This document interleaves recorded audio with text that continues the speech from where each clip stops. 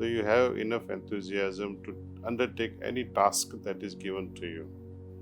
Even though you may have not learned it in your class or in college, but come what may, you are facing the challenge and say, I will do it.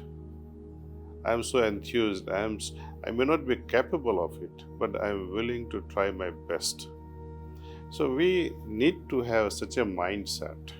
I often used to share one message with our employees during my active business days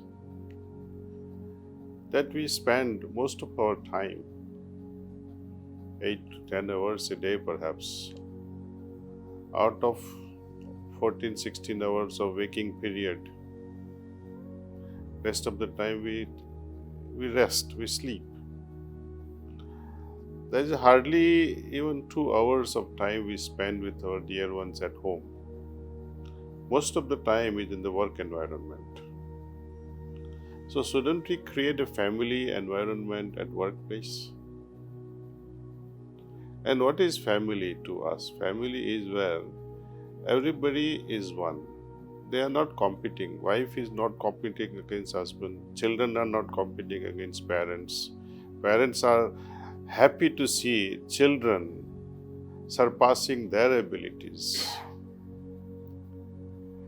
And if we can create such an environment that if my colleague surpasses my ability, instead of feeling jealous and threatened, feel happy that someone with a greater virtue, someone with a greater expertise is better than me. And we should be cheerful about it, that in my team such an individual exists.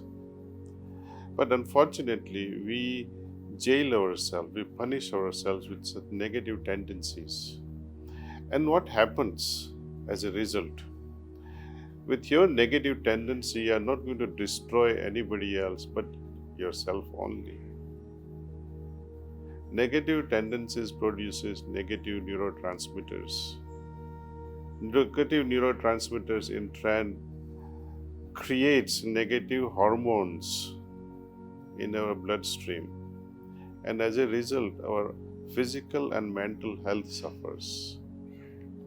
Because of that consequence, the spiritual health also suffers. And what is the spiritual health? Spiritual health can be measured, just as we measure temperature, just as we measure the consciousness through various EEG models. Inner spiritual health can be measured with your level of enthusiasm. Do you have enough enthusiasm to undertake any task that is given to you? Even though you may have not learned it in your class or in college, but come what may, you are facing the challenge and say, I will do it. I am so enthused. I may not be capable of it, but I am willing to try my best. So we need to have such a mindset. Now, to have such a creative mindset, clearer mindset, how can I have it? Creativity and clarity of mind. Both are the products of meditation, dhyana. So far, whatever we have achieved in day-to-day life it's a product of our education, something that we know. Creativity is the product of something we don't know. You want to bring in some new aspect. You want to be a front runner of some new ideas. It doesn't come, though the present level of education or awareness can streamline my awareness in certain direction. We are mixing something from the unknown, something that we are not used to at all. For example, all the research is new tracks which were found by our forerunners, for example, Newton. Right? We have seen how apples and mangoes keeps falling, but nobody thought of why does it fall towards the earth and not towards the sky.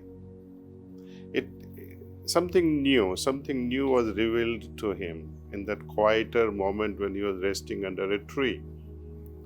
Similarly, Archimedes, when he was resting, restful mind. Similarly, if you know life history of Einstein, he used to spend most of his time at home, 2 to 3 hours in a shower, in a bathtub, relaxing. We have the accelerated pathway, not wasting 2-3 hours to relax, but close your eyes and sit for 20 minutes to 30 minutes and achieve a greater depth. Tap into that unknown and see what sort of ideas may emerge. It's not just about God realization or Brahma Vidya, but tapping into our inner unknown, inner subconscious or superconscious, as people put it. We are tapping into creativity. When I was studying in master's program in pharmacy, many things were discovered, and one of them was how silicone layering in the pharmaceutical containers, especially injectables, though the water doesn't stick to it, but the preservative will be absorbed by silicone. It was such a contradictory topic of those times that my professor said, no, you are making a mistake. But then day after day, when I meditated on the topic, it was very clear through a scientific formulations, all that. And I told my research guide, said, I will take a chance and convince my examiner. And that's what had happened. I was able to prove, and that is solely because of meditation. Even in the business world, the decision we take when you are quiet and calm, with a peaceful mind, whatsoever decision you make while involving your heart, it will always be right. And I often say to my friends, colleagues, youngsters, that scan through all your life's decisions, especially when you have gone wrong. Scan it. See the outcome of wrong action that made you unhappy. What was behind it? Was your mind agreeing or was your heart agreeing to it? Mind may have agreed out of greed or out of logical. But if the heart says don't do it and you overrule your heart and still end up doing it, the consequences are always bad. Meditation tells us always the first product of meditation is discernment, meaning to differentiate between right and wrong, beneficial versus not so beneficial. Am I causing it, or the thing that I am doing is a product of something else? So the cause and effect can also be ruled out in the very beginning itself. So to me, meditation is a fundamental thing. Just even to sit quietly for a few minutes and reflecting on the decision that you're going to make in next few minutes also can change your life for better.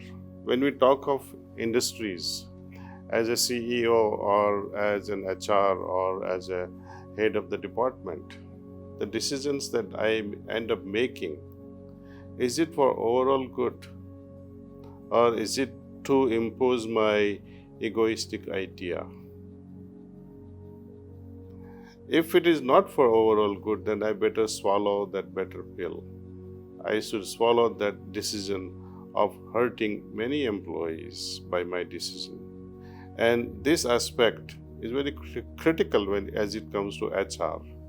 Because earlier, as we say, we should work as a family. And if my decision is going to hurt the family, I don't make that decision, period.